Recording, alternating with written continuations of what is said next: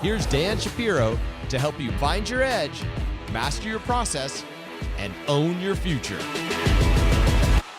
Hey guys, good evening everybody. Welcome to another edition of the AccessTrader.com nightly wrap-up show. Hope everybody is doing well. You like roller coasters? Hold that thought. Guys, take a second out to support the channel. Click that like button. I really appreciate it. It'll help out the channel to grow, unless we're shadow banned. Long story. But anyway, guys, thank you very much for tuning in, spending a couple of minutes with us. So let's talk about it. Let's review over the weekend. We had the weekend news that the tariffs were back on, right? Back on. Now it's going to be our allies, right? Now we're talking about Greenland, of all things, right? Again, who had that on their bingo card in the beginning of the year? But it was here. So we got a really aggressive sell-off on Tuesday. Monday we were off because of MLK Day. So Tuesday, which was yesterday, we had a very violent, aggressive sell-off because, hey, here's the tariffs again. And this time we are not playing around. Nasdaq went down about 2.5%. But history has told us that we've seen this movie before, okay? And if you guys remember, every single time China poked his chest out, Russia poked his chest out, and we poked our chest out, and it led to 100% tariffs, 200% tariffs, 3,000% tariffs, was usually followed by, in the next 24 to 48 to 72 hours, followed by, but we're friends, we're just joking, let's give a 90-day extension, everything will work out. And what happened? The market would rip right back up. So it was kind of in play, right? The theme, the script, it was already written for the last year or so, year and a half or so when it came to tariffs. And we kind of got the same thing today, right? So yesterday, we sold out very, very aggressively. And now this morning, Mr. Trump, President of the United States, in case you don't know what that is, who that is, was speaking in Davos, right? And in Davos is one big cheerleading session. The market is great. The economy is great. Everything is great. We are great. And we are going to build a golden dome in Canada. These bastards, right? Bastards. We're going to build a golden dome. Hey, man, I like a golden dome as much as any man. But building one in Canada, definitely not on my bingo card as well. So we got a lot of stuff going on, right? A lot of stuff going on with Davos, with this, with that. Supreme Court decision still kind of up in the air whether Trump's taxes, Trump's tariff thingamajiggy is going to be warranted. It was legal, so that's up in the air. And at the same time, you had a scenario of the market is trying to rally because of all of Trump's comments. We're going to get a deal done. We might get a deal done. It's going to be very close to get the deal done. And the market was screaming this morning, right? And if you look at the NASDAQ 100, you'll see that we had this really, really big move, right? Really, really big move up, okay, into supply. And then slowly but surely, Trump stopped, right? He took a breath. He stopped speaking. And the cues literally went from 616 to 608 on one candle.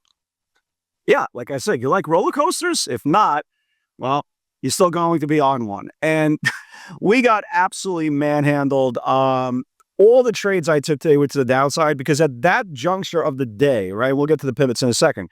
At that juncture of the day, only 4 stocks were above the previous day's channel. And that was Micron, that was AMD, that was SanDisk, and that was Intel. Everything else was below the channels. So I log off. We had a pretty aggressive washout. You can see by the pivots here, PLTR, I've been talking about PLTR for the last few days, was definitely the move of the day, especially, especially for all you guys who trade with us. 166 multi-month lows. Basically, it's a 5-star short, right? It's losing the whole range here, multi-month lows. It traded all the way down to 161, which is great because I just wasn't buying anything in the morning. It was amazing how strong Micron was and AMD and Intel and SanDisk was, but those stocks are just so far removed from my sweet spot, from my comfort zone. I really wasn't looking. So I was looking for everything else, right? And Avago got hit as well. Avago 330 short, basically 330.50 short. And Avago, look at me, look what happened to Avago, just absolutely smashed. I mean, absolutely smashed here. Here's the 330 pivot. It was the January lows, and they went all the way down to 324. Are they out of the woods? Nope, not yet, because again, if the bottom of the range, if there is any future selling, we definitely want to pay attention to Avago, because if it loses the 150-day moving average, it can get hit as well. If this setup looks very familiar for you of what potentially could happen if Avago breaches the 150-day moving average, look no further, because we already saw it with Robinhood, right? It lost the 150-day moving average and got absolutely slammed. So keep an eye on Avago for the next couple of days, right? But Avago would say went from 330 to 324, stopped right in the 150-day. That is going to be your line in the sand for the future. So that was pretty good. I also caught a nice little rejection on Tesla into supply. Circle got smacked as well, 72.62 short. Here was Circle.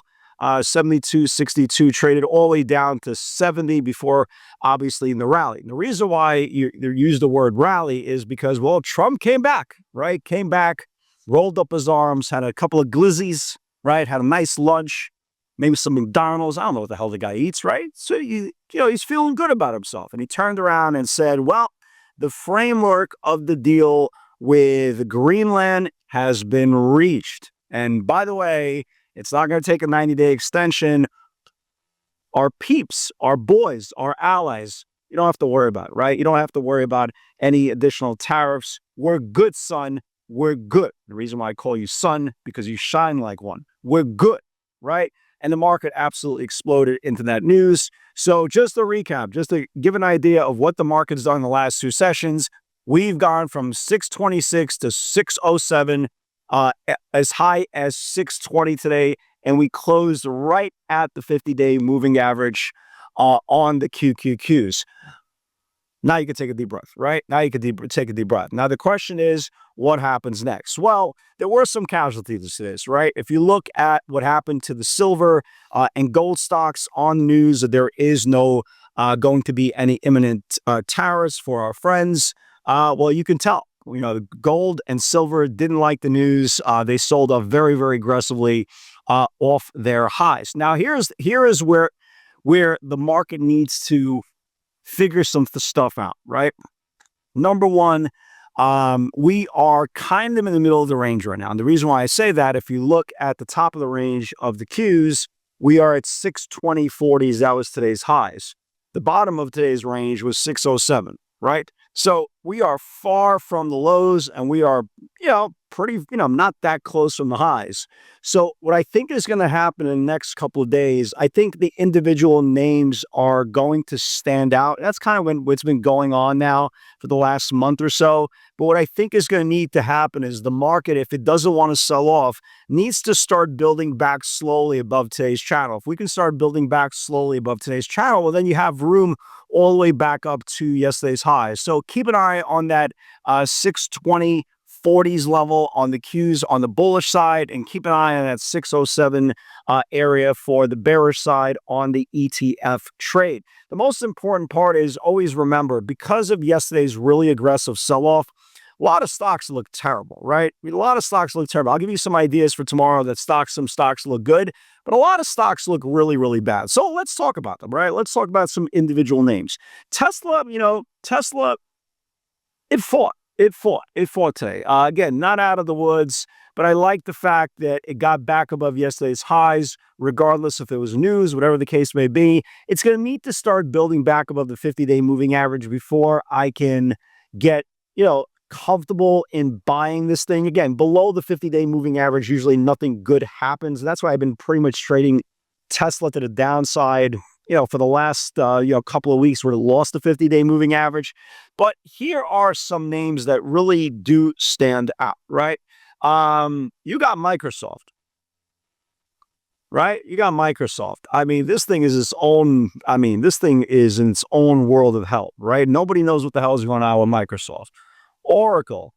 Again, when was the last time you saw a multi-day move on Oracle, right? This thing can't get going. PLTR, despite a nice rebound today off the lows, you got problems, right? You got problems. We talked about NVIDIA over the weekend, right? We talked about NVIDIA, how if it loses back the 50-day moving average, it was going to get hit. Again, it had all the absolutely every opportunity to reclaim this 3-week channel. It never did so. Amazon, right? We talked about it over the weekend as well. Lost the 20-day moving average and got smacked for the last couple of days really, really hard. So you're saying to yourself, well, where the hell is the momentum?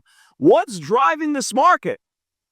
It's called storage, people. It's called storage. And the semiconductors that do have a mind frame or framework of storage are doing really, really well. AMD continues to be a monster, absolute monster. MU could monster, right? Absolute monster. SanDisk, and I was joking around. I think actually somebody thought I was serious. I go, this can be a blow off top of $3,000 a share. It's obviously a joke. The stock's at 500. This damn thing goes up every single day. And now the question is, well, why are stocks like NVIDIA and Avago, also semiconductors, not participating while these other stocks are going crazy? Again, poll people on social media. I have no idea, right? I'm just going where the price actually looks.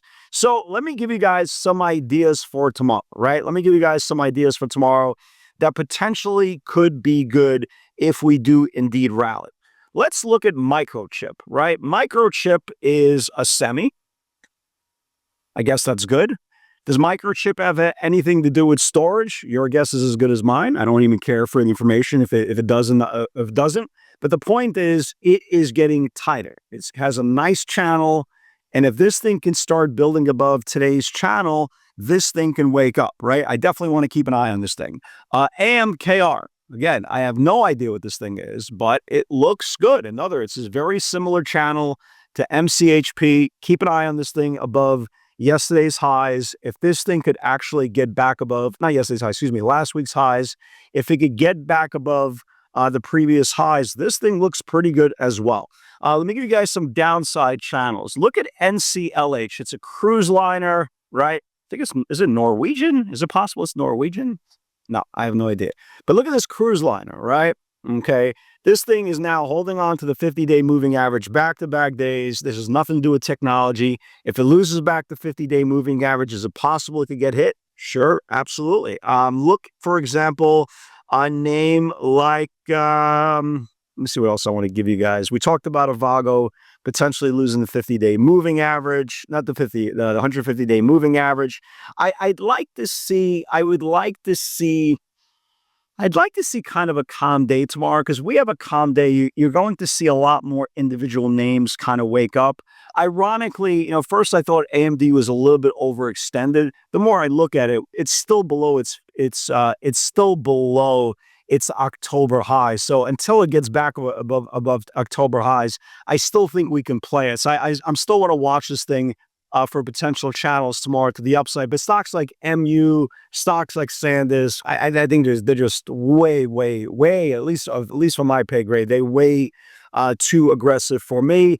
Other than that, I think that's it, right? I think that's it. I think the Bulls going to need to work a little bit tomorrow to get back above today's channel. I think the Bears going to need to put in a lot of work, because we're like 8 points above the previous 2 days channel's highs. So we're kind of trapped in the middle. Tomorrow, what might be a little bit more of kind of a very specific day for something to kind of land into your lap, like we saw today with PLTR, with Avago, with Circle, and I know rejected Tesla earlier in the morning. So we have to be a little bit more patient today versus tomorrow versus a day like a day that the market is trending, because there's going to be more headlines. There's going to be a potential Supreme Court decision on tariffs imminent at any time. The last thing you want to do is be in a trade or be in an aggressive trade and you get some headline. And again, we always know the headline will never help us out. It'll always hurt us. It's just kind of like a Murphy's Law type of thing.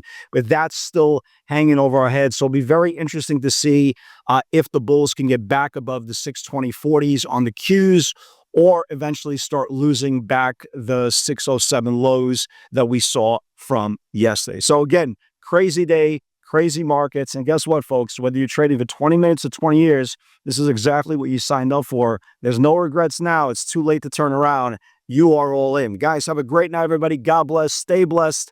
And with God's help, I'll see you all in the field tomorrow. Take care.